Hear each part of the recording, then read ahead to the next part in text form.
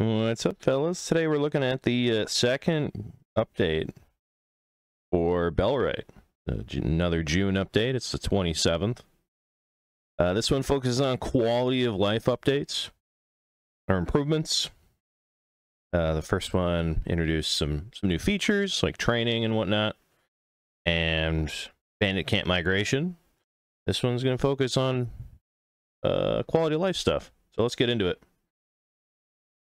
Jump down here. Structures. Added ability to specify top-up and priorities for produced items in campfire, farms, smoking, drying, and forager racks. Overhauled Tier 3 pit. Placing it near ores will allow workers to enter the pit and continue mining deposits long after the nodes above the surface deplete. That's pretty sweet. Requires workers to be used warning when placing research desk without having any villagers. Added and fixed missing map icons for buildings. Moved torch in stockpile so player movement doesn't get blocked by it. Okay, that's super obnoxious. Especially when you had like 10 in a row. There's just 20 torches poking out.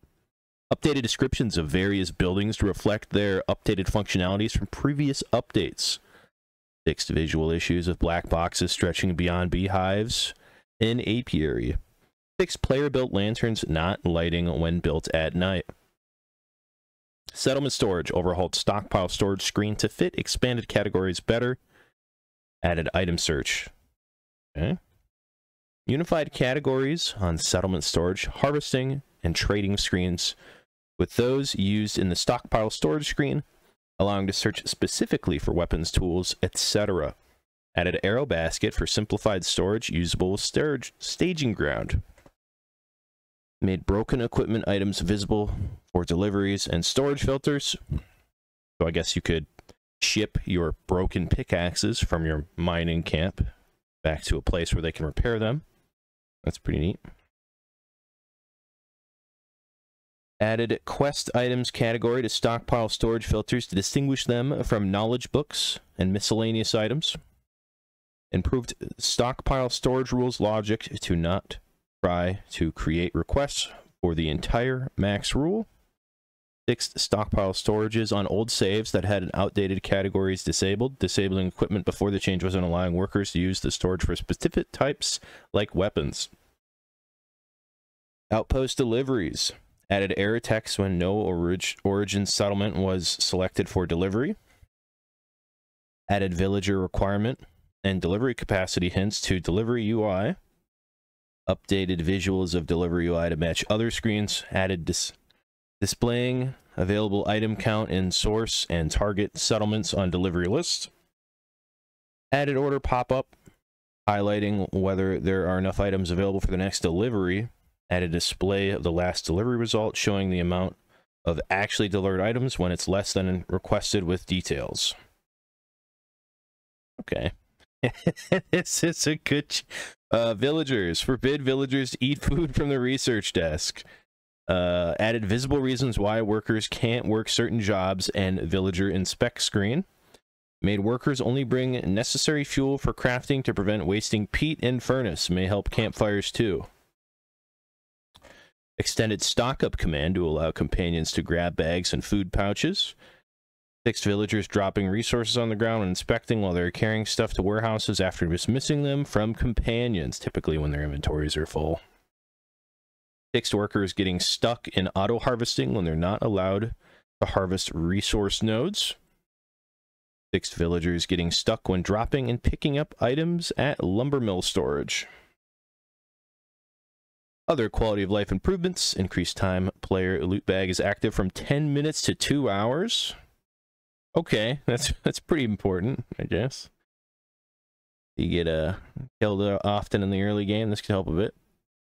Added new icons for different arrows to distinguish them better. Added granite to be mineable in the mining hut instead of being locked by the pit. Well, that's good. Increased small backpack size from 20 to 24 slots. Nice. Added new fertilizer icon since there's the same icon as peat. Added HUD display for practice fights. Added displaying real time instead of game time in some of the menus. Removed leather and crew wool from Tanner's hut. They were kept there for a time in a transition of after adding the tanning rack. 6 villagers dropping items and picking up new ones and using a small backpack with enough slots. Fixed smelter visual effects being too bright while working. Fixed crash while hovering over a worker slot and trapper's hut and lodge. Fixed issues with reclamation party warning display. Quests. Made quest NPCs that drop quest items respawn unless killed by a player or companions and only drop the items then. Fixed villager greetings in Herondine, so they don't send you back to the other once you've spoken to them. Fixed various issues with pickpocket quest. Fixed crash when hovering over a quest journal entry and scrolling it out of sight. Fixed golden scales part 2 quest when failing killing an NPC talk due to the NPC hostility. Okay. This is the fishing quest, I believe. The one east of Pad Stowe that start that quest. Curious about that one. Bandit camps. Made bandit camp migration only happen towards areas with higher threat.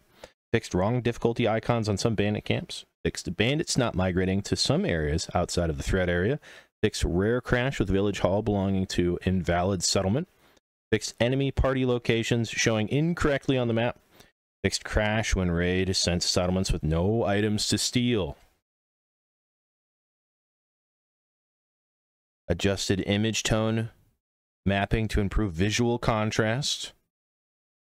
Optimize weapon textures to improve performance. That looks like it. Let me know what you guys think. A lot of good stuff. I'm a big fan of any storage changes. That was kind of like my biggest gripe with this game. Outpost deliveries too, not being able to ship busted up weapons back and forth. You'd have to manually go there.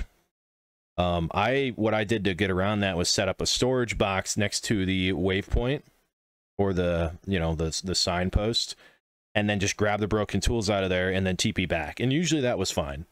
It wasn't too much of a hassle, and then I TP back to my repair base, drop the repair or the items that need repair on the box directly next to this, and they'd come and do that. And that was fine, but this is nice. Villagers eating your mushroom stew and meat stew out of your research desk was extremely obnoxious for me. I could have probably solved that with having more abundance food, but yeah, this is good stuff. Hopefully this doesn't introduce any new bugs, but wait and see. Hopefully you guys like this little rundown quick, and I'll see you guys next time. Thanks so much for watching.